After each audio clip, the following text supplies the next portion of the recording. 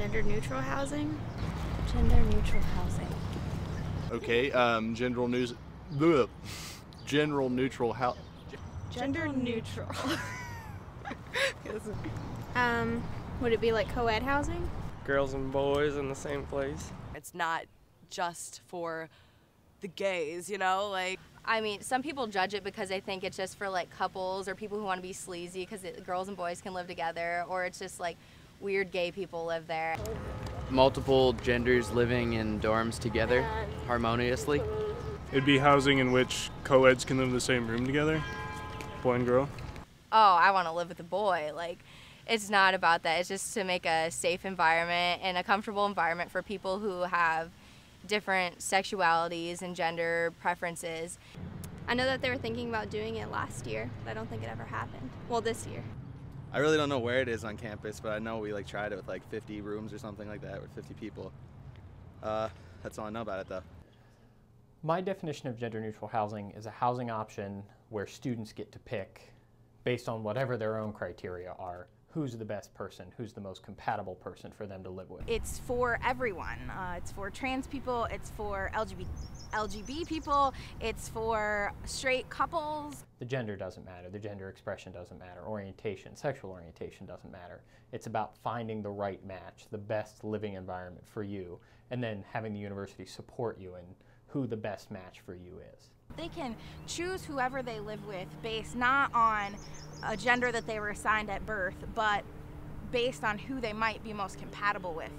I just wanted to live with a girl because I don't like living with guys, and Hannah's my best friend here. And I don't like living with girls, so. It made sense for us because while I, being a senior, was eligible to live off campus, Emily was not, and this gave us an opportunity to spend the year together. I first heard about the program when I went to an LGBTQIA Summer Leadership Institute, and it was kind of to learn about the LGBT movement and how to make your campus more welcoming to LGBT people.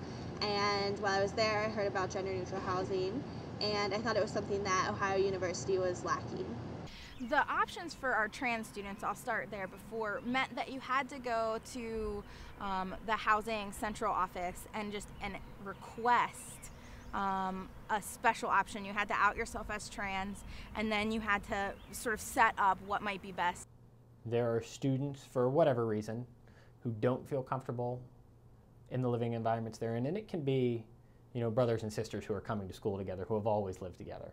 They could be a good fit for a gender-neutral community. And generally where that ended up was that trans folks ended up in our medical rooms on campus because they were private rooms with bathrooms. So it was a little, I wouldn't say that it was stigmatized, but it probably felt that way. Those rooms are isolated from floor sections, so that was our main option for our trans folks. Especially when you're dealing with students who may be transgender or transitioning and they really don't feel like they fit anywhere. And we would help those students in the past, but before we had gender neutral housing as an option, it required them to come to the office to disclose, and sometimes that can be a very intimidating process for them. For our LGBT folks, they were always just mixed in with everyone else. And there was no option for our potential brother and sister couple, or brother and sister pairs that wanted to live together, or for instance we have some best friends that live together who are of opposite assigned at birth sexes. So I mean, no, they did not have any options except for once they moved off campus. My dad has asked me 3 times who I'm living with, and I'm like, I'm living with a girl. He just does not understand it for some reason. I don't know why.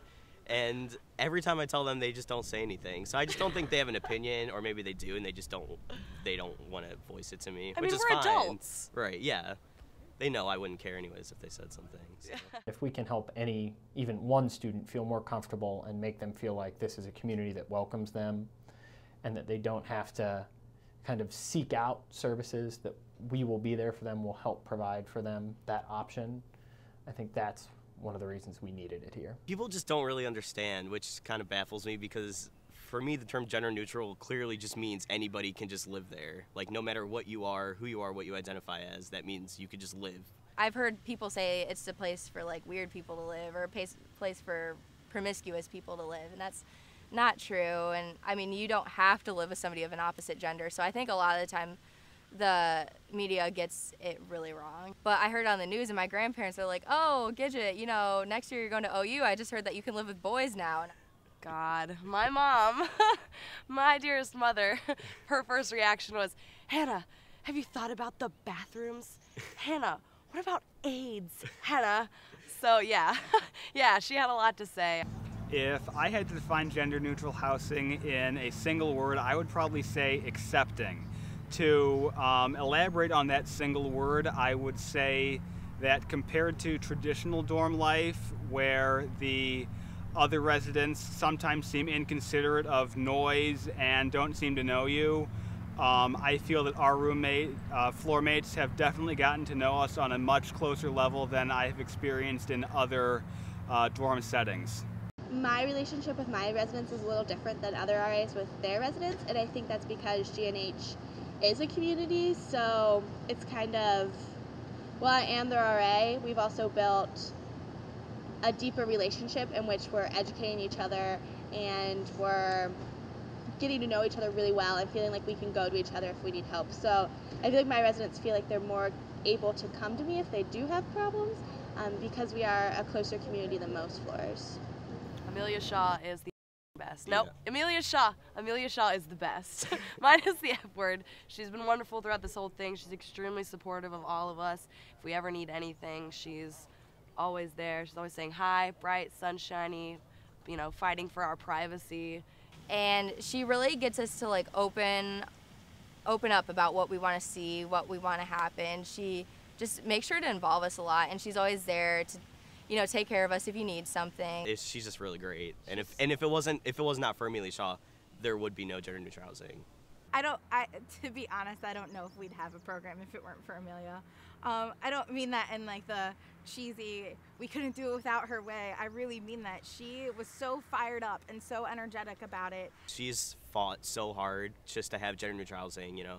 And once she got it renewed, I could tell she was so happy, because this is like her project, what she's been working on for so long, and she's so passionate about. So she's like the best RA I could ever ask for. She's like definitely the closest thing I have to my mom here. I think she's probably the best option we could have had for our GNH RA. And she makes it just wonderful. Yeah. Just wonderful.